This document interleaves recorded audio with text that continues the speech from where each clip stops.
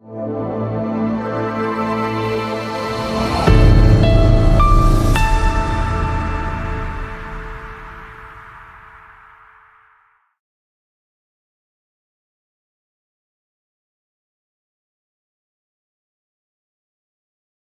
woke up, or rather became aware, in a dusty attic. The air hung thick with the scent of decay and forgotten things. I was a ghost, translucent and slightly shimmery, but I couldn't remember how I'd gotten here. More importantly, I couldn't remember how I died. The only certainty was a nagging, persistent feeling of injustice, a cold dread clinging to my spectral form. My investigation began with the attic itself. Old furniture, shrouded in sheets, whispered secrets to the wind that only I could hear. A chipped porcelain doll stared blankly from a darkened corner, its painted eyes seeming to follow my every movement. There was a sense of unease, a palpable weight of something tragic. I floated through the floorboards, down into the house's shadowy depths. The house felt familiar yet utterly alien. Each room held echoes of a life I couldn't recall, fragments of memories like shattered glass. A faded photograph in a dusty frame hinted at a family, but the faces were blurry, indistinct, lost to the mists of time and my own fading memory. In the library, a leather-bound book lay open, its pages filled with elegant cursive script. I could read it somehow, even though I hadn't read it before. The words described a thrilling tale of betrayal and murder. Could this be a clue?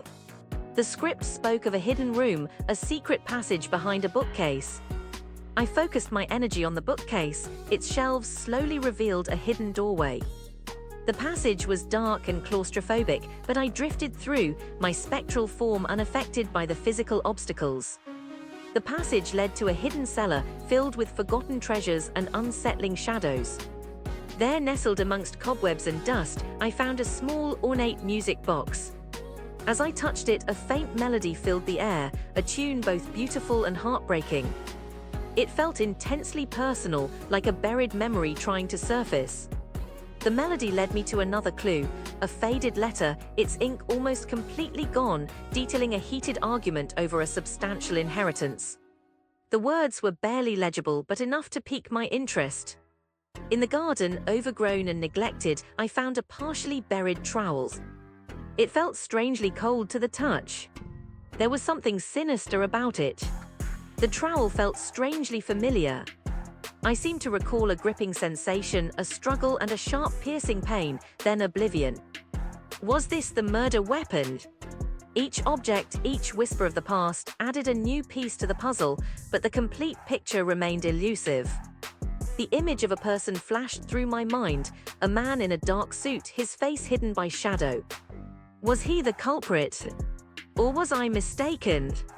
My ghostly form ached with frustration. I needed more evidence. I continued to explore the house, each discovery leading to another question, another dead end. The attic clock chimed midnight, its sound echoing through the empty rooms. The spectral chill intensified. A feeling of impending doom hung in the air. I found a hidden journal in a drawer, filled with personal entries about family troubles and financial strain. The writer, likely myself, seemed to have an adversary, someone who felt threatened by their wealth and power. The writing described a plan for a secret meeting, a place where a dangerous confrontation would take place. A recurring image, a moonlit bridge. Could this be the location of my death? The thought sent a shiver down my spectral spine. I felt a sudden pull, an urgency to find the answers. The bridge was old and abandoned, it leaned precariously over a raging river. Standing on that bridge, gazing into the turbulent water below, a wave of memories washed over me. A violent struggle, a fall, a piercing scream. I finally remembered. I was pushed, murdered. But who? The face of the man in the dark suit reappeared with piercing clarity. The game was afoot. The investigation was far from over, but I, the forgotten ghost, had finally remembered my own death. Justice would be served. I vowed to uncover my killer and find my peace.